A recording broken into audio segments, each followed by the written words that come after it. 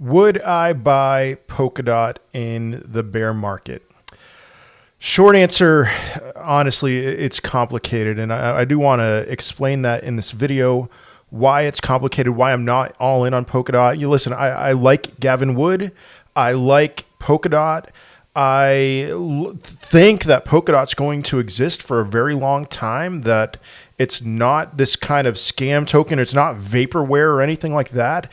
And yet there's a part of me that I can't mentally, at least, assent to this idea that I'm going to go all in on Polkadot or give a significant portion of my wealth to it between now and 2025, 2026.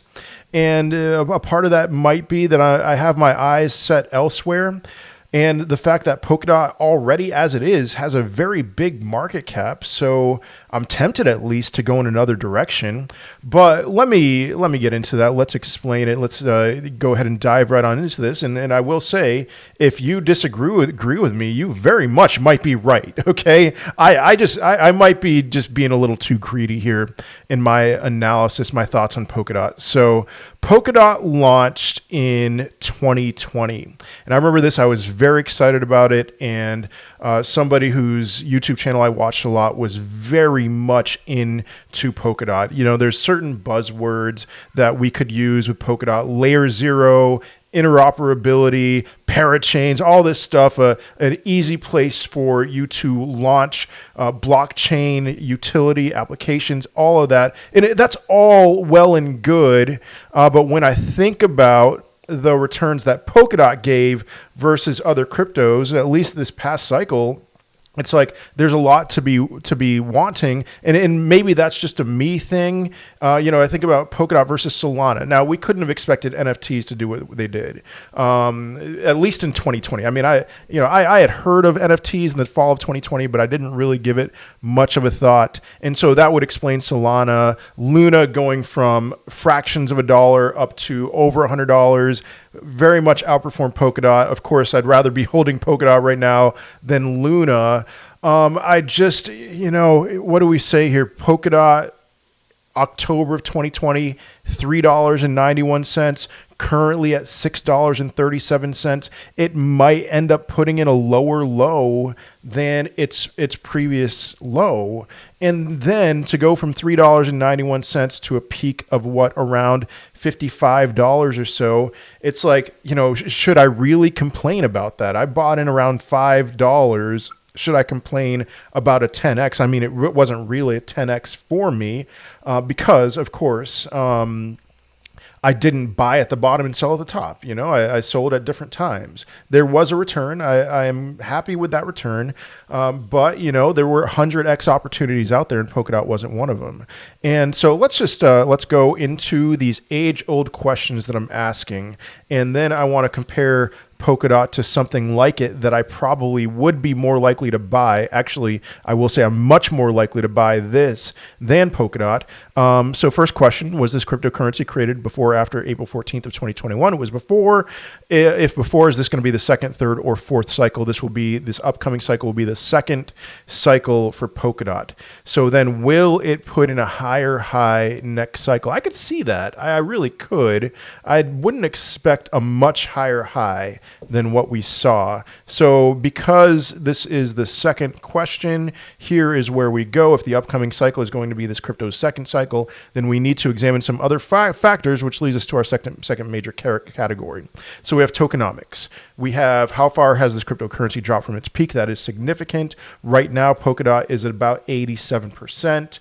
And, do you believe in Polkadot? Well, if you really believe in Polkadot, which I do, I believe in Polkadot, there is a certain price point where I'm like, yes, I'm going to be scooping up a lot of Polkadot. I don't know if it's going to get to that price level. But anyway, tokenomics, that's a very key thing with Polkadot. I tried doing some research on it because I didn't know it off the top of my head. And I really couldn't find specific answers. But what I found from a message board, at least, is that their annual inflation rate is 10%.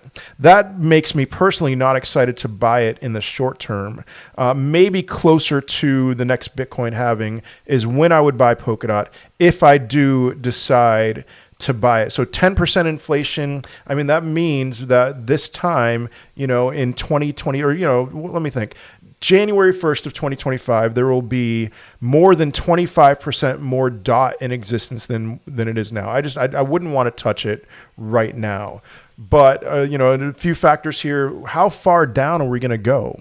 If we go down much lower, if it has another 80% drop in it, yes, I just don't think it's going to. But here's the big thing that I'm looking at when I'm comparing. There's a lot of comparisons between DOT and Cosmos.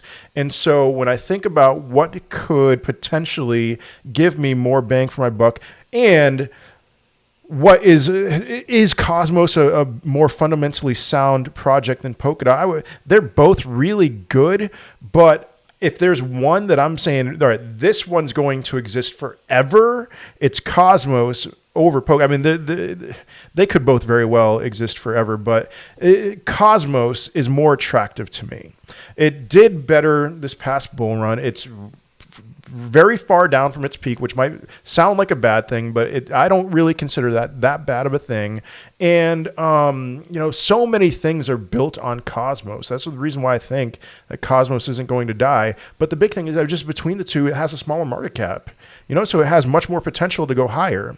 And so I might be being a little bit picky here, but between the two, I think I would go for Cosmos over Polkadot. If I had to choose between one or the other, I would go Cosmos over Polkadot. And if I had $1,000, really right now, I'd say I'd put $800 into Cosmos and $200 in Polkadot. But that might just be my greed speaking, because I think they'll both do pretty well, if not very well, next cycle. If you want to understand the difference between Cosmos and Polkadot and the similarities, because these are two very similar and unique cryptocurrencies, this page I thought was very helpful. That's not my aim for this video, is to explain the differences or to explain Polkadot and explain Cosmos, but blockchaincouncil.org, blockchain-council.org, look up Polkadot versus Cosmos, a detailed comparison. And I would say after reading this that, should I say most likely you would come away favoring Cosmos over Polkadot? Given the research that I have put into this, I do favor Cosmos right now. That may change at some other time. And so we'll see. But I would love to hear your thoughts in the comment section between these two or with Polkadot. I know that there are some people who may be hearing everything that I'm saying and pulling their hair out. And lay it on me. What do you think? Are you going to be loading up big time on Polkadot? Do you favor other things, something like a Cosmos or like something else? I'd be happy to hear your thoughts in the comment section. Otherwise, subscribe, smash up that like button, all that stuff, and I will see you in another video. Peace.